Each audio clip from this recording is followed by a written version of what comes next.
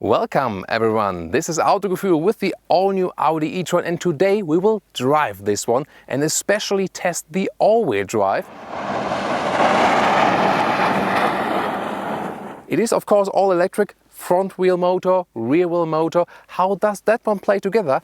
Is it maybe even better than a standard all-wheel drive? We will find out for you on a Namibian desert surface. Very interesting, and it will be really surprising, I can tell you so far. Later on we'll sum up the exterior and interior, but today we will start driving directly on Autogefühl in Full HD, full screen and full length. Let's go!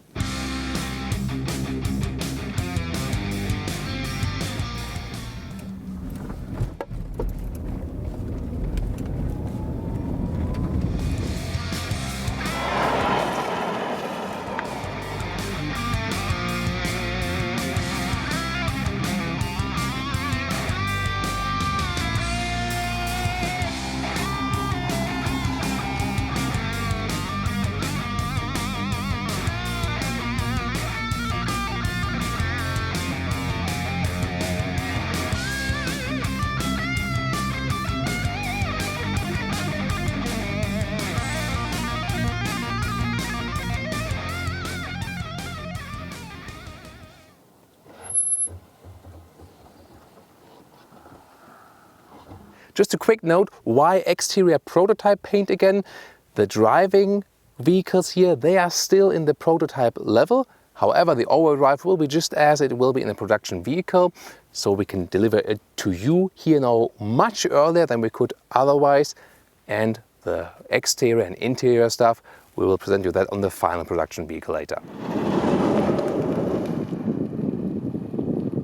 First time driving for me myself in the Audi e-tron, and here on this Salt Lake racetrack, so to say, there's a gravel part on top, and that makes it very slippery, almost like on snow and ice. And we will test the different driving modes and see how the car performs.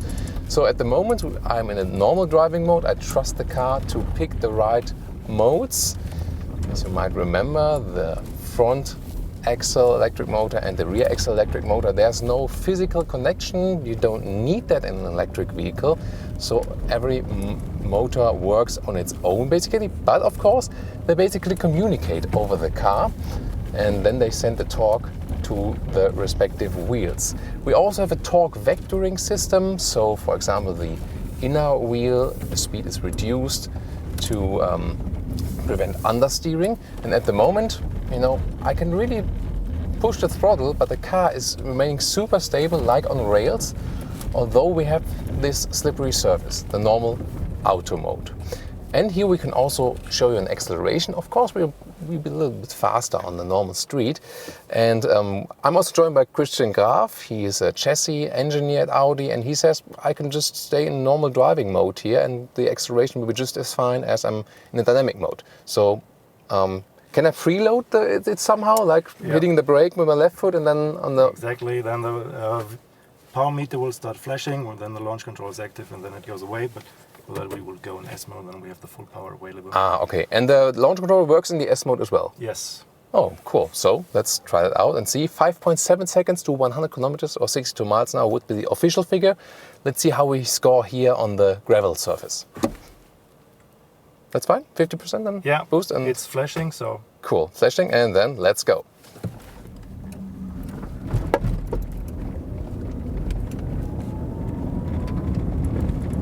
So that's 100. Wow. So I mean, considering we're on gravel surface, it's really impressive. And I mean, you heard nothing, you've seen nothing. So the car didn't have any wheel spin. And I mean, it is pretty dusty here today, but there wasn't so much dust we were putting on with that acceleration. Really impressive. Cool. So can we try another driving mode then? Yeah, we can switch the ESC into sport mode. So it's driving with a safety net. So ESC Sport then. So basically I can now move around a little bit better or in a sportier way, because the ESC, the electronic stability control, is allowing a little bit more. Here, for example, I feel in this corner, the rear comes around just a little bit, And that also makes the first point about this car, that an electric all-wheel drive can actually really be sporty, especially when you have the system that Audi has installed, where they have the performance motor, so to say, at the rear axle and the other motor at the front one. So Mercedes did it the other way around in the EQC, for example, but here Audi wanted to achieve a rear wheel bias system, basically. So the standard setup would also be a little bit rear wheel biased. And when you, for example, go to the dynamic mode, which we will soon do as well, then you have even more rear wheel bias. And here now in this corner we can also try drifting it a little bit more, and in the ESC Sport mode you can see I can put around the rear just a little bit, but I have still some kind of safety net. So that was actually a good feeling. In some other ESC Sports mode you're getting reduced too much actually, but here I think it's actually a good compromise you found there. So I can just give you that as my first feedback here. And I really have to say I'm quite convinced already of the electric all-wheel drive system. I've driven tons of all-wheel drive cars with different systems, front plus rear, rear plus front, permanent all-wheel drive, off-road vehicles with different differential locks and so on. This is indeed a new experience because it feels effortless. So, and one of the advantages of this system here is also that it reacts even faster because there's no mechanical connection. You just have to apply energy to the front or the rear axle, and so it basically works instantaneously. Can we put another drive back? We can switch the EC completely off now, so it's on your own. You handle the car. Great, let's see how that turns out. And it's really a little bit deceiving. It looks so dry here in the desert, but this slick gravel surface on the top is really very slippery. So you should be in control all the time. Now let's see, this real drift. Yeah, I think that there was some braking, right? But the car just a little bit? On the inner side. On the inner side, yeah. You can't fool me on that.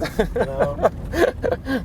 Yeah, I mean, if you've once driven a car on snow and ice where we could deactivate the systems 100%, then you know how that feels. But it still felt quite well. And I mean, you have to be realistic with that. This is not a vehicle that is meant to drive the Nordschleife up and down. It should be a safe everyday driver's vehicle, but for that, it handles extremely sporty. So, I mean, I already knew it was supposed to be a little bit sportier than another electric vehicle, but this one is really impressive.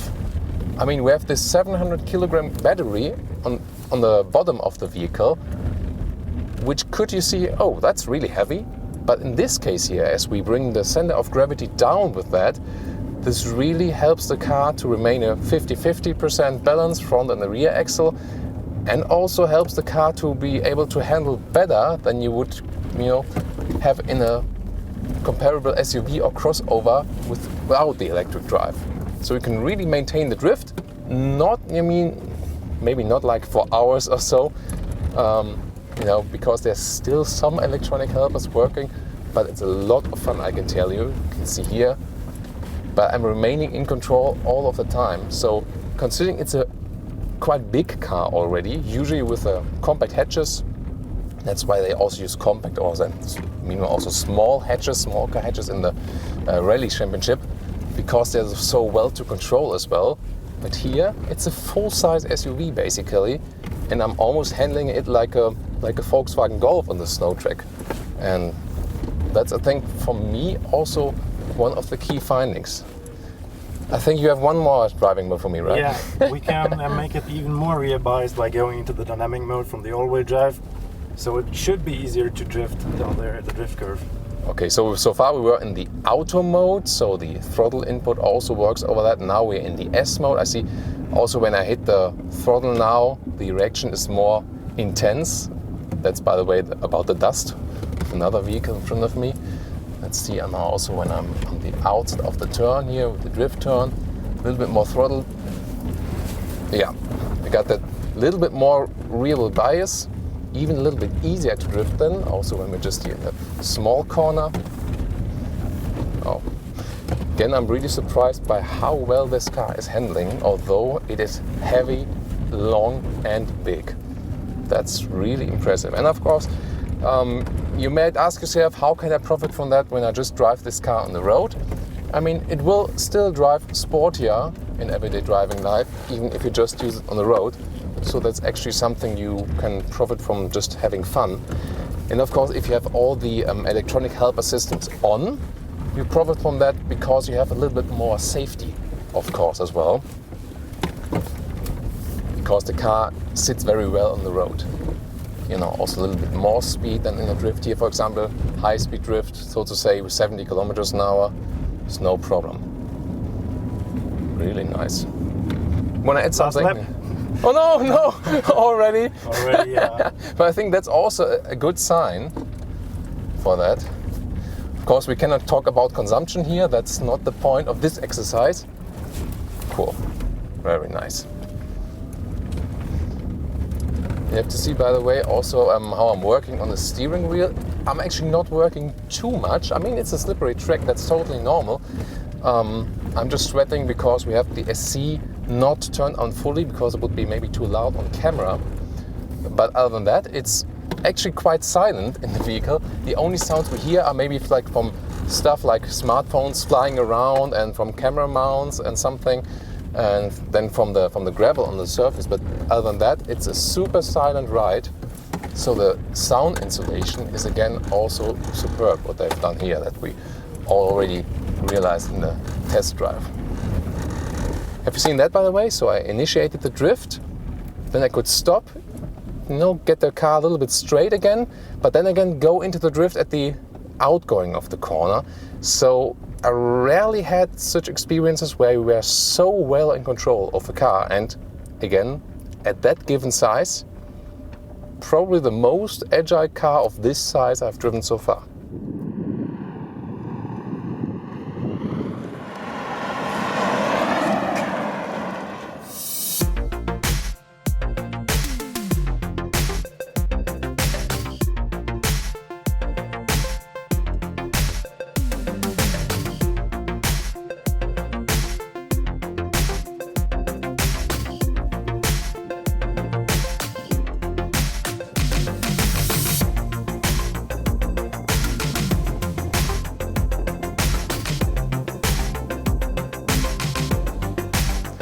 So it's also very interesting here when we have the car just over this hole. I can pull up and down, although it's really heavy.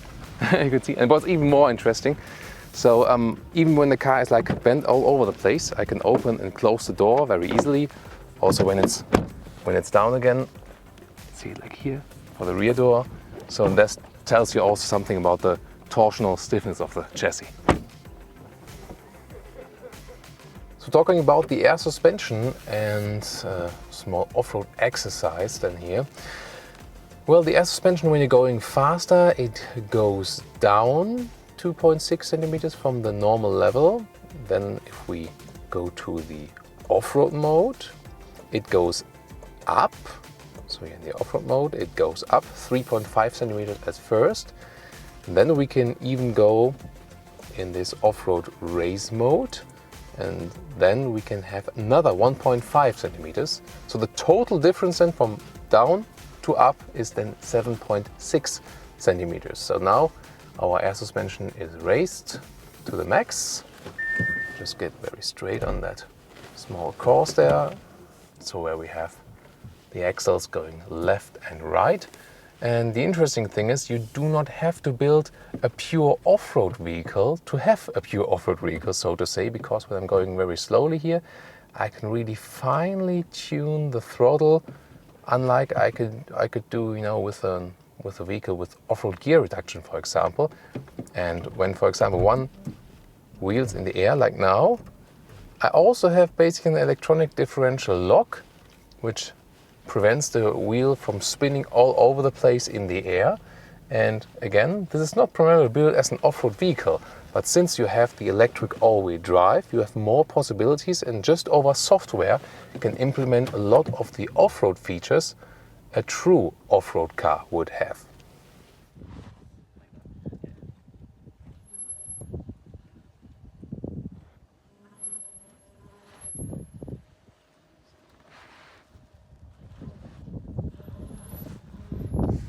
So, and once more, going in this hole. Now we have the wheel in the air again. I feel also that the ABS system is working. It's a little bit drawn back in the off-road mode. But you can also have those braking angles in the front of the wheel when you're going down. In the off-road mode we also have a hill descent control, for example, that works as well. And also in the off-road mode the ESC is drawn back a little bit, so you also can have some wheel spin intentionally. Not too much, but also not too little. So what we can do better than in the studio is actually take a closer look here at the virtual mirrors. Again, an option, you can stick with the classic ones. And here you can see, you can choose the mirror, which one you would like to control, and then you can change the image. Like what's the standard image, for example, you know, like more up or more down or so. And in a highway road mode at 90 kilometers an hour or close to 60 miles an hour, the angle will also change. You can always reset it as well. So the angle will also change depending on the speed, that you have a different setup depending on how fast you drive. And here you can see I can also pick the other mirror, and then from my driver side I can also control the co-driver side mirror, like in, you know, close to the vehicle, a little bit far away, or then also up and down. However, what I didn't think about, you know, we're in the desert, it's really hot, and when you touch this field here, it's like a monitor, of course, and it gets really, really hot. And here once more how it looks like while driving. It is for sure impressive, but you always have to look a little bit more down than you would do actually with the normal mirrors. And here you can see you can also control them while driving, but of course that's not really recommended.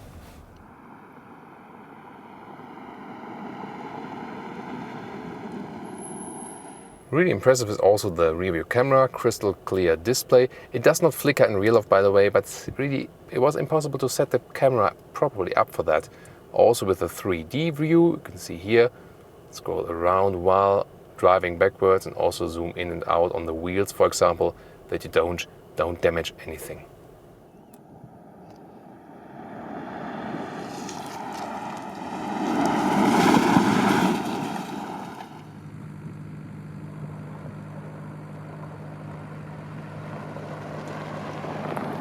So about driving it on the normal level, not on the racetrack here, just on a dusty road.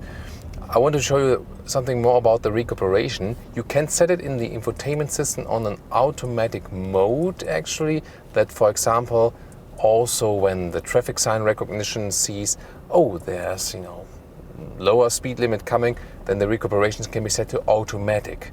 So that's a very interesting setting. But you can also leave it to manual, and you can at the same time in the automatic setting override it. Here with the left shifting pedal, which in normal cars would be used for shifting, you can just see very slightly, hard to catch it on camera, there's just a very, very small white stripe, and then you can set 2 recuperation modes. Or overall then 3, because the first mode is basically 0 recuperation, so I leave my foot off the throttle and the car is just rolling, and actually quite efficiently, so it's hardly reducing the speed. So if I set the first recuperation mode, you can already see it now, the car is decelerating. And if I set the second recuperation mode with another click with the finger here, then the car is really recuperating even more. But we experienced that already, that the electric vehicles are in a more fierce recuperation. So Audi, well, they say that the recuperation contributes to about 1/3 of the total range, and that in 90% of the cases normal braking would not be necessary, that everything is done with the recuperation, the controlling the speed, just when you leave the throttle. But they don't have the scheme of a one pedal driving that much, you know.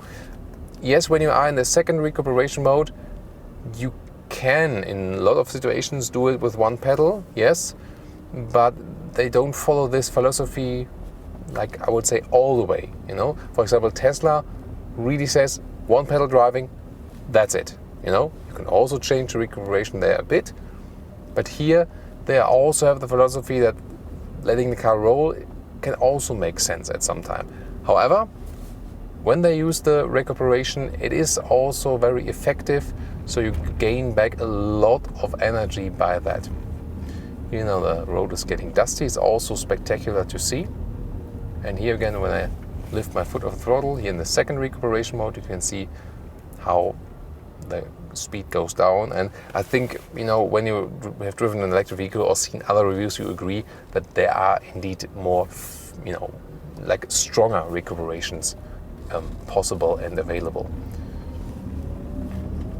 Here now, with all the electronic helpers on, still very well to control. We also have them facing traffic, and then it's again, this car makes you drive it a little bit faster because it demands basically, drive me a little bit faster, I'm fun. And I don't often have that with rather big vehicles. That's usually like for smaller sports cars and stuff. But this is really fun, although it is that big. And also when you're just cruising, basically. By the way, here's some right and left slalom. See how progressive the steering is. So I get a precise command from steering to the road. And again, it's super silent. The only thing you hear is the AC, and if I turn it down, you basically hear nothing. So at a later stage, I really like to try it out on the German motorway, really at higher speeds. Then maybe also those digital mirrors will play a role. Although I again have to say, I would just go with the standard mirrors. Of course, at some points there can also be advantages. I still have very crystal clear view now to the rear, for example, although it's very dusty outside and the glass here is very dusty. That will block my view a little bit now. But then again, the cover can also be, you know, covered, you know, with raindrops or something. So there can be situations where it's good in this way or bad in the other way. We have to see about that.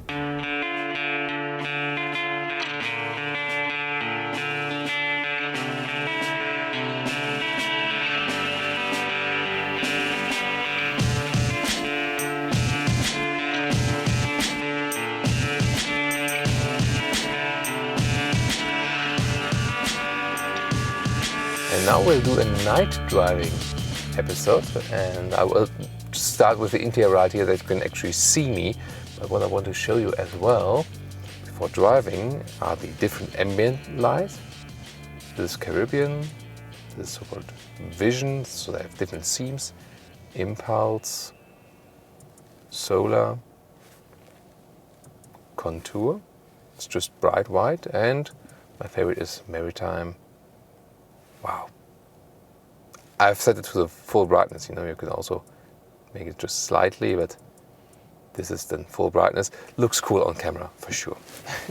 So, and let's start driving, because this car is also equipped with the matrix LED light, so maximum you can get. By the way, the digital mirrors now, I mean, of course, they get a little bit less sharp than a daylight. That's what the normal camera just does. So when I look, for example, to the right side now, see some people, I cannot see them that clearly. So I would say I could probably see a little bit better with the normal mirrors in nighttime. And we go once again on the track, but just at night now. So you can see that here is the high beam difference then. So already the normal LED light really gives me good lighting function. And also check when I'm driving left, for example, how the turning light is being activated here now on the left side of me. You know, on the right side again, then this additional light is being activated. And again, if I would use the high beam, here of course, if we don't going that straight and not that fast, here and there I can see the difference. Here, with high beam and without. So wow. Yeah, I think we can see then double distance. Of course, it works very well when we're going a little bit further. So, you know, since I'm also having this turning light, I can see very well where I'm going actually. So we can also deactivate the ESC again, that we can have some little bit more fun with the vehicle. And you know, together with the torsional stiffness that Audi says it's 45% stiffer than with a comparable non-electric crossover at that size. Now with the lighting function we can also have fun at night. And you know, I really feel a little bit like in the nighttime rally drive now. So actually I'm not feeling any less safe than we would be driving at daytime. I think that's a very good sign. So here we get now in the corner when I'm a little bit faster, cornering a light on the left side. Now I can also drift it out just a little bit. Still remain in control very much.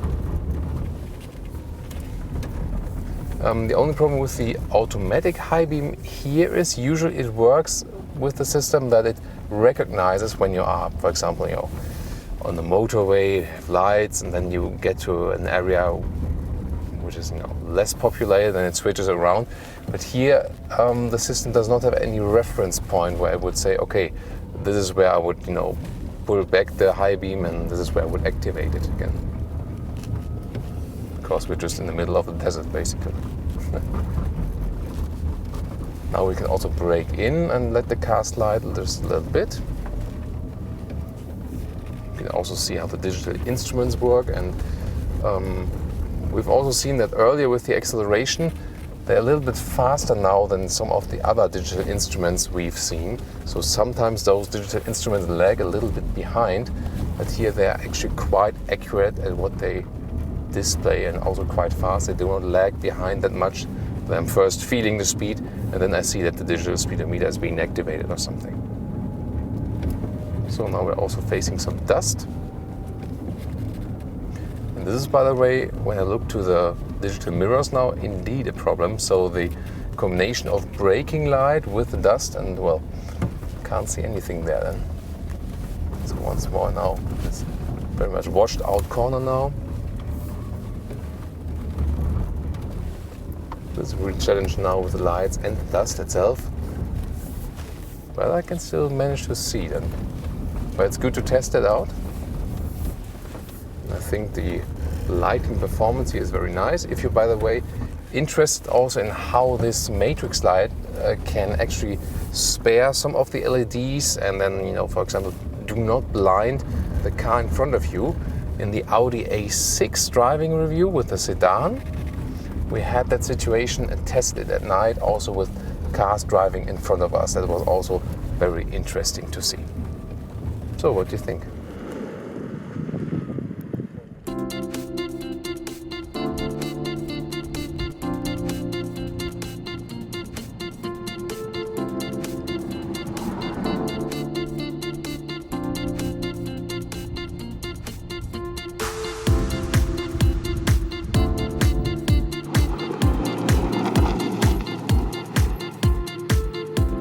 And with that fantastic sunset in the background, we switch over from the driving part to the studio with a series production model, exterior and interior. Now the storm is coming. I better get in the car, right?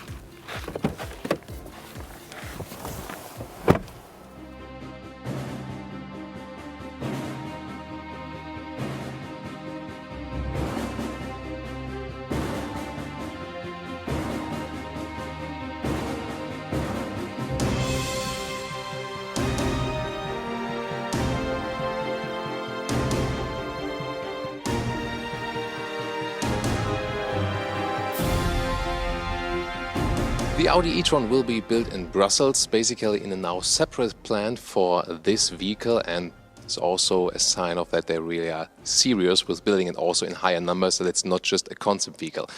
In the front you can see there is this single frame Audi grille. Basically you see, yeah, it could also be on the first side, maybe in A6 all-road or something, but you can see the EV look also, that mostly whole the front grille is covered, just a small air intake, and this one then behind can also be shut down to improve the wind efficiency. You start with LED headlamps from standard equipment, but you can also get this matrix LED light, at least there where it's available in the respective markets, if it's allowed or not. And this means the matrix LED is especially for the high beam, that you have a longer range for that. In the lower area, you can see you have this crossover style look, also with a contrast to this Antigua blue color, which would be, I think, also my favorite for this very car. This is also one of the special first lounge editions with some more extra equipment. We'll also later talk about the prices and what is extra and what is also standard. And I like that they kept the 3D Audi logo, so you have the sensors, very subtly hidden, that you can also have the assistant systems without going maybe for a 2D logo where you hide the sensors behind it. And then you have also the e-tron shape right there.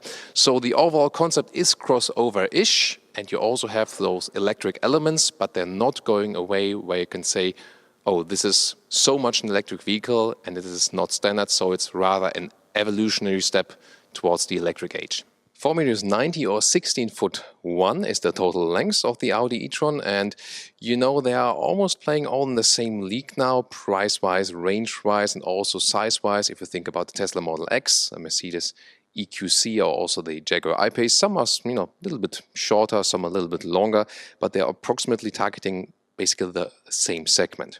So the rims, those ones here are the 21-inch here today. They will later also be a 22-inch. You can see it also has this wind-optimized shape, but you can also get some, let's say, normal rims.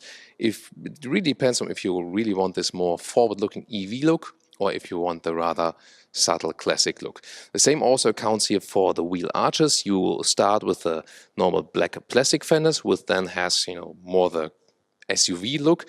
This one here has a contrast, but is also painted. And then in the S-Line, for example, which will be available later, you can also get it in vehicle color. So interesting that here at the e-tron logo, we have an electric opening from standard equipment, also for the charging infrastructure. And here you can see you also have the CCS, the DC charger, will be available with 150 kilowatts of charging power. So there will be this IoT network in Europe, and they will use the Electrify America network in the US later on. So in Europe, we can wait about 2 years approximately, then it should be also up to date for all the major motorways.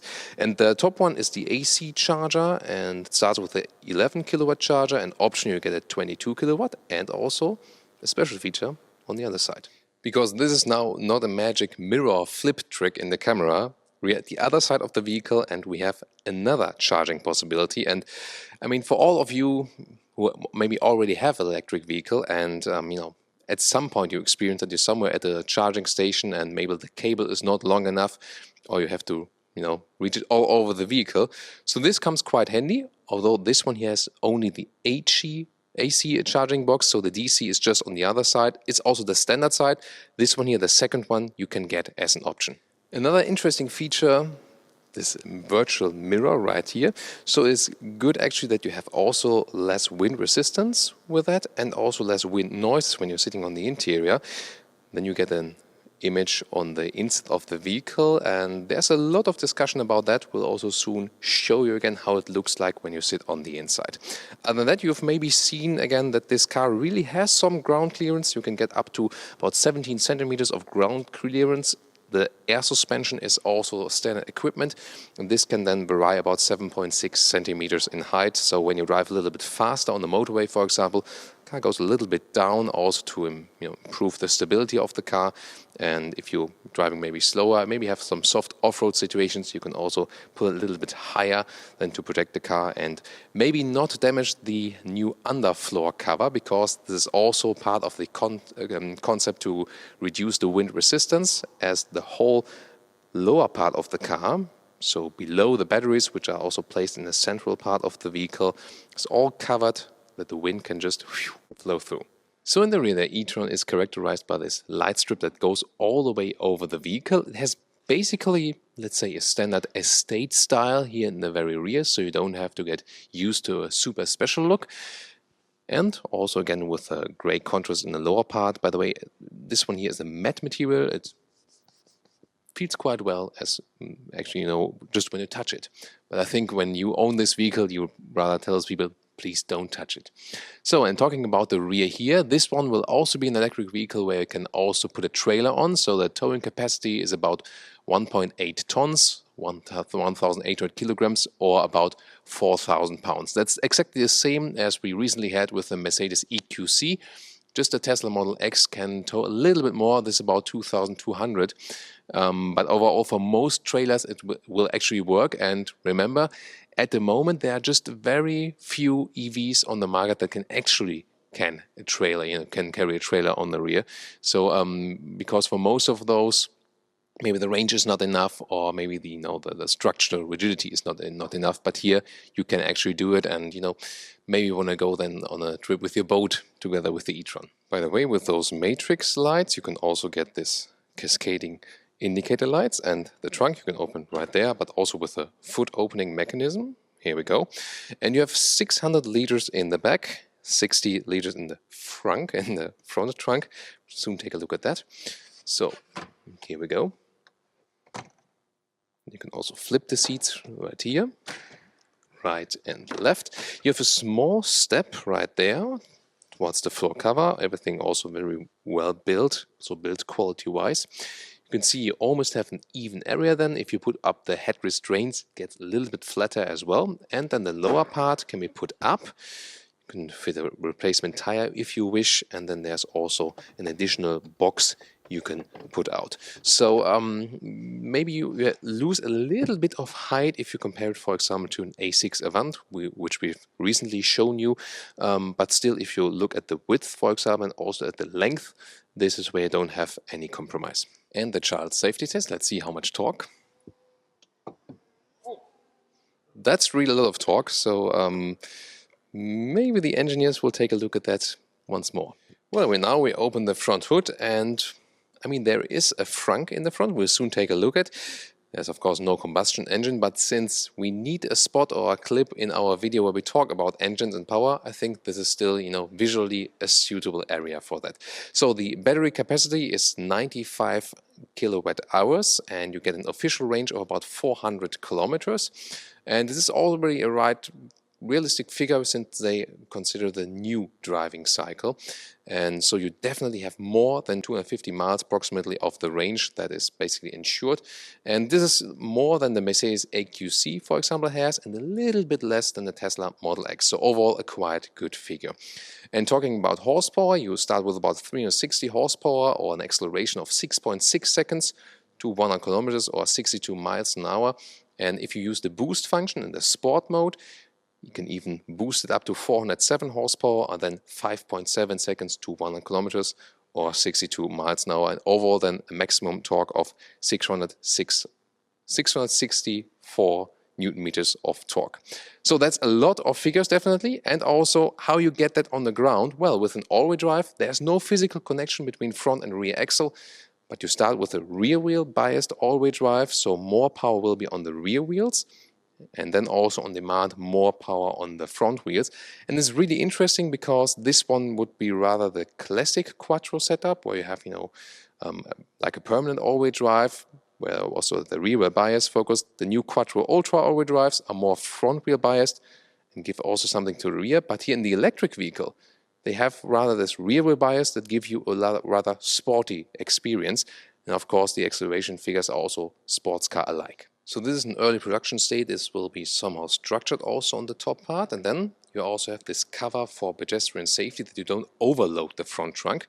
And you can, for example, store a cable there. This is a converter that you can also use it for the household plug, for example. Just remove it. But you can also use, for example, it for your AC cable. Then you also have this floor cover that you can just wipe it clean and, get everything out. And then you have those tire compressors here if you don't have a replacement tire. And if you remove everything, then you will have the total capacity of about 60 liters in the front. And, well, you can use it for some luggage, or then again to have your rear trunk uncluttered, just put the cables in the front. There will be different colors available. This one here is called Siam Beige, so it's not really white, it is more a cream color. Of course, later on you will have also plenty of other choices.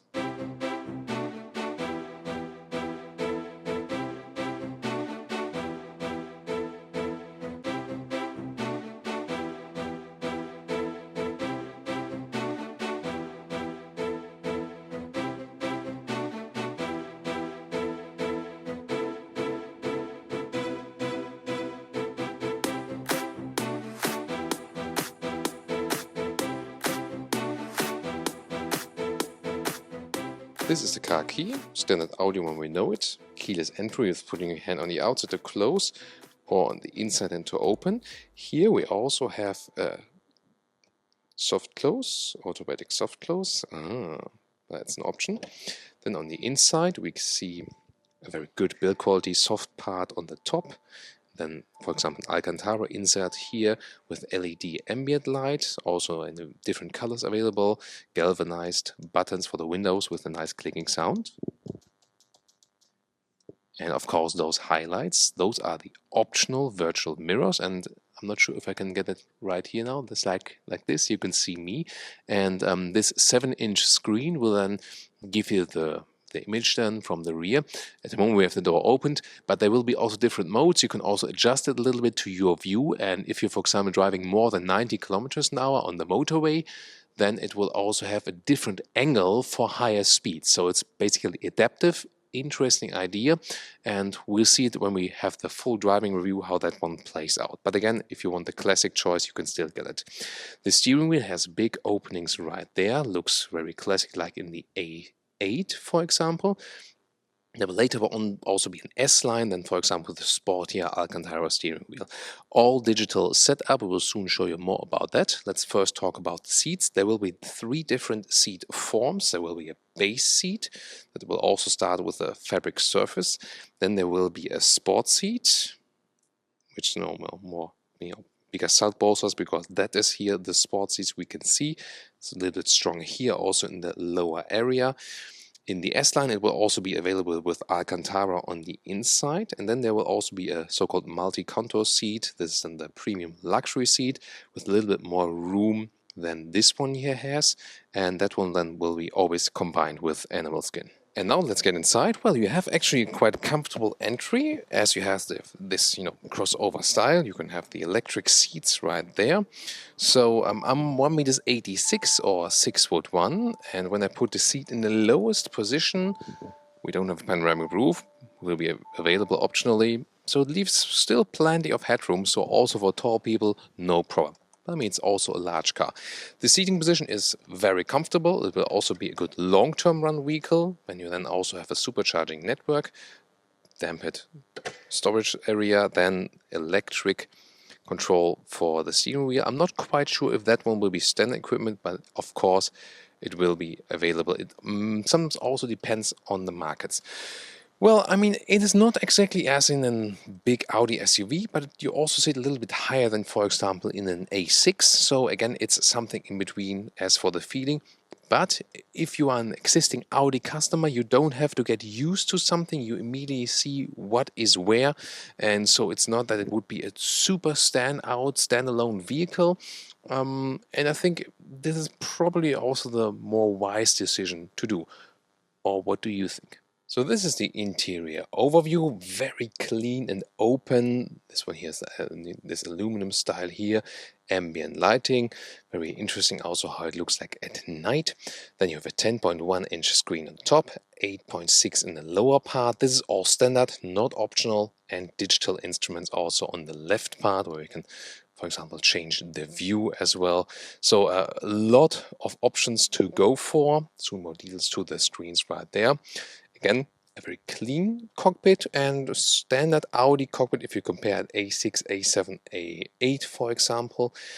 Some news there are, yes, for example the gear selector, have the parking mode right here on the left side, and then they want to have it like as a contrast for the electric vehicle to, for example, pick the gears like this, like front and back to put in the gears. Very interesting to have it for a change. And then this middle console is also open.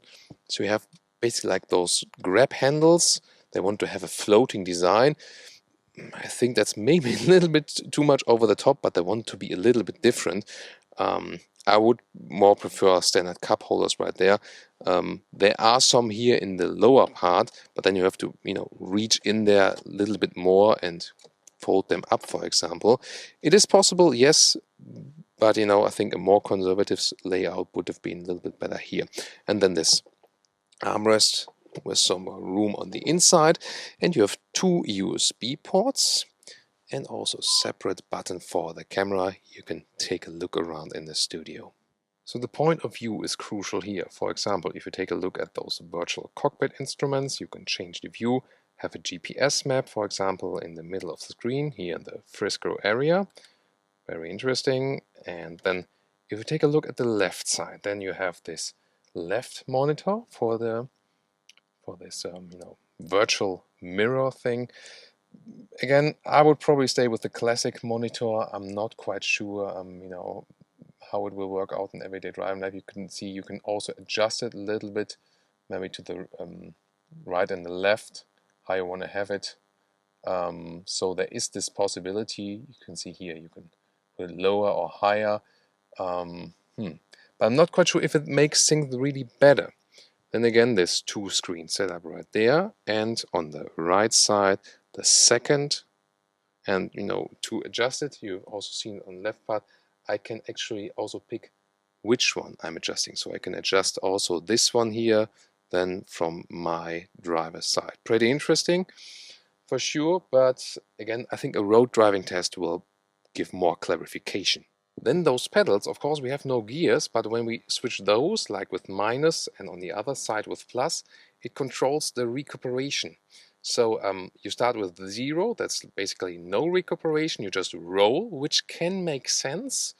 And then if you have the 1 and the second level, and then you have the maximum recuperation, and Audi says actually that the recuperation will account for about 30% of the total range of the vehicle, and the recuperation capacity is about 70% of the total power of the vehicle. So they say they have a great recuperation, and it can even boost the range to more than 250 miles or more than 400 kilometers.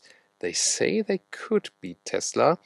We'll also see that in the real driving test. So this is two screen setup. Again, this is here the rear view camera. You also have the 3D view right there. This is an option, pretty cool for sure.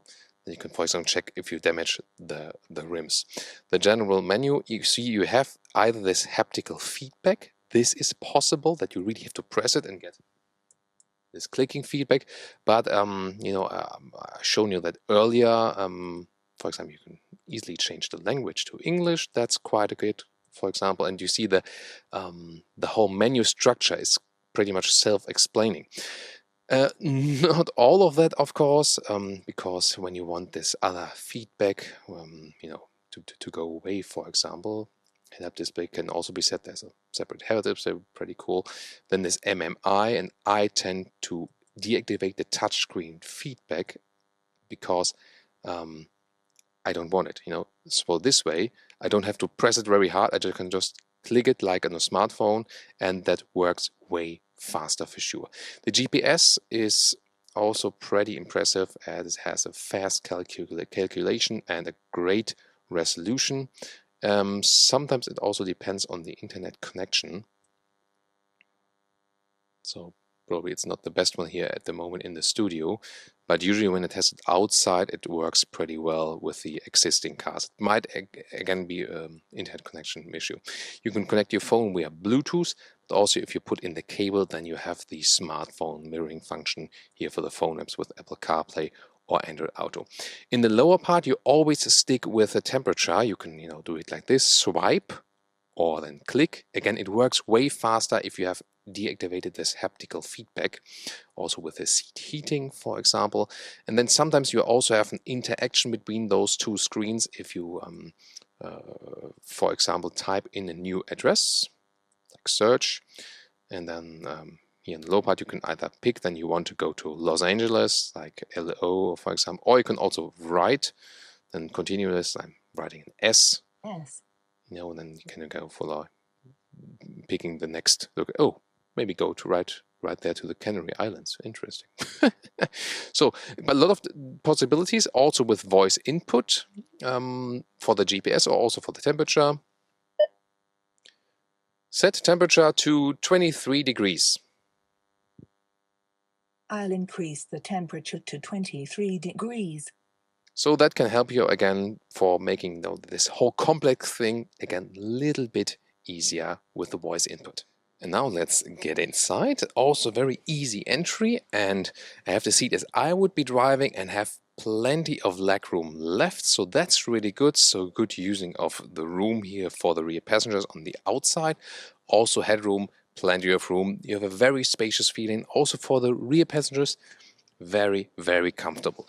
You can, by the way, also flip the seats from here like this, and there's also this middle armrest available with cup holders, and also if you just want to have a ski hatch, so you can just flip the middle part. And well, what about this middle console? The electric vehicles don't have this standard middle tunnel. This is also shallow in the lower part, but then again, they added this huge climate console. It does add a luxury feature if you want that, you know, with a 4-zone AC, for example. But again, then it also takes away the room for the middle passenger. You can sit here, but your feet don't really fit. So that is, I think, you know, as a better solution for the Tesla Model X. But then again, if you mainly use it with 4 people, you can then profit again from this AC unit. And here there's also another interior trim here with a bright beige interior, also fitting to the exterior color we've shown you then, and also different seat form. Those ones are those multi-contour seats. You see they're a little bit less sporty, a little bit more room they offer, and also different beige interior. But those ones so far only available with cow skin. They lack of sustainable alternatives in the higher trim levels, but at least you can also get a basic fabric trim, at least in Europe. We'll see how it will be in the US, or then the Alcantara on the inside for the S-Line seats.